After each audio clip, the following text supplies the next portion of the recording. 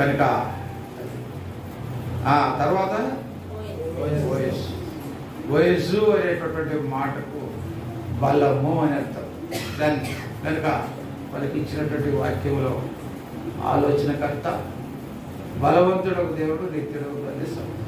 కనుక బలవంతుడైనటువంటి దేవుడు ప్రభు అయినటువంటి యేసుక్రీస్తు. కనుక ఆ బలము, ఆ శక్తి అనేటటువంటిది యేసు ప్రభు వారు మరణించి సమాధి చేయబడి తిరిగి లేచి పునరుద్ధాన శక్తితో సంఘంలో నిన్ను నన్ను. మన బలం పనికిరాదు, మన బలము పనికిరాదు. నేను కూడా కొంతకాలం బలమైన వాడుగానే ఉన్నా,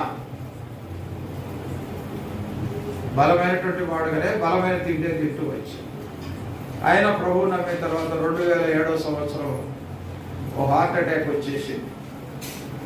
తర్వాత మరి 2 వాల్స్ బ్లాక్ అయిపోయినాయి. అలాగే మరి ఒక వర్టికల్ దెబ్బతింది.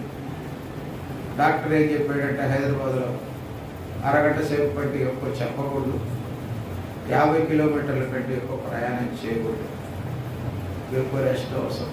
ఇది 2007 సంవత్సరం సెప్టెంబర్ 1వ మాసం అది జరిగింది. ఇప్పటికి ఎన్ని సంవత్సరాలు అయింది? దాదాపుగా 24 కదా.